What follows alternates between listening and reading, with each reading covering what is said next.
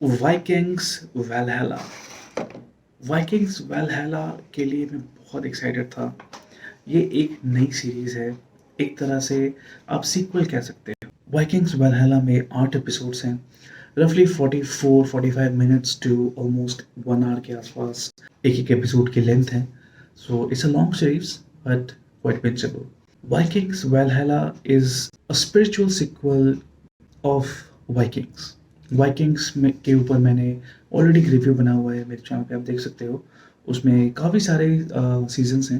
अगर आपके माइंड में ये क्वेश्चन आ रहा है कि क्या मुझे वाइकिंग्स वैलहैला देखने के पहले मुझे वाइकिंग्स सीरीज़ देखनी ज़रूरी है, तो मैं बोलूँगा हाँ और ना। ना कब बोलूँगा, अगर आपको वाइकिंग्स, नॉर्स मिथोलॉजी ये पता है, इससे आप रूबरू हैं, इससे आप फ़ेमिलियर हैं, इससे आप एक्लेमेटाइज़्ड हैं, तो आप स्किप कर सकते हो वाइकिंग सीज़न 1।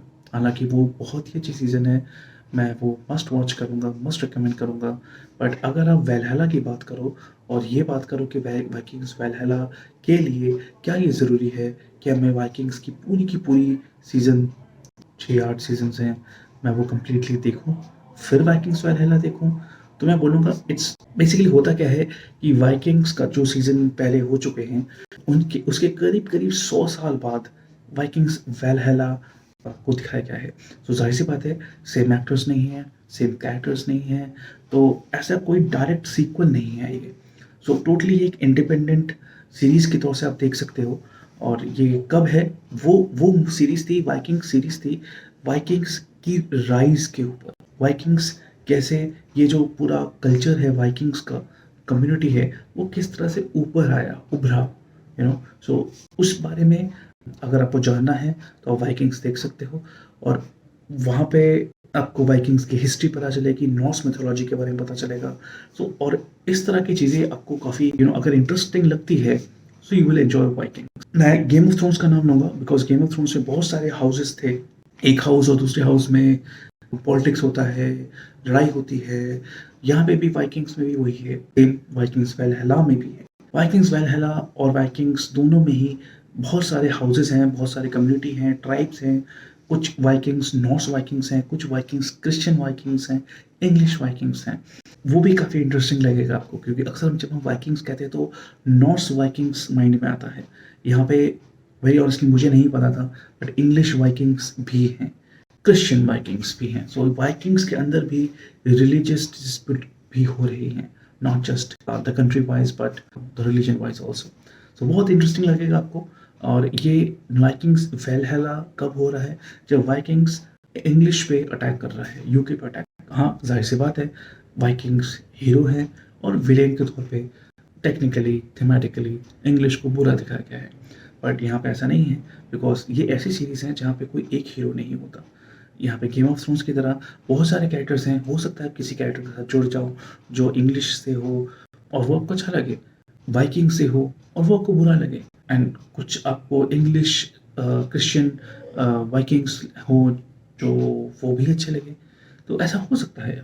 सो इसलिए there is no one hero, there is lots of characters here. Some are grey, some may like some, may not like some. So if you have watched Game of Thrones, you know what I'm trying to say here. इस तरह के सीरीजेस अगर आपको पसंद हो तो you will definitely enjoy Vikings and Vikings Valhalla both. उस हिसाब से, कल्चर के हिसाब से, थीम के हिसाब से मैं बोलूँगा कि पहले वाइकिंग्स का पूरी सीजन देखना, to get a glimpse that Vikings की राइज कैसी हुई थी, नॉर्स मिथोलॉजी के बारे में अगर आपको जानना है, तब आप वाइकिंग्स देखिए। बट अगर आप एक मोटे मोटे तौर पे वाइकिंग्स को पता है, वाइकिंग्स क्या है, नॉर्स मिथोलॉजी क्या है, वाइकिंग्स की हिस्ट्री थोड़ी बहुत पता है, ज़्यादा डिटेल में नहीं भी पता है, बट एक आइडिया है कि वाइकिंग्स कौन थे, तो हाँ, you can watch Vikings Valhalla as a separate individual independent series. अब इसमें एक्शन है, थ्रिल है, पॉलिटिक्स है, जो एक लुक दिया गया है वाइकिंग्स का, वो मुझे बहुत अच्छा लगा। वो फर एंड ऑल दैट, वो बहुत अच्छा लगा मुझे।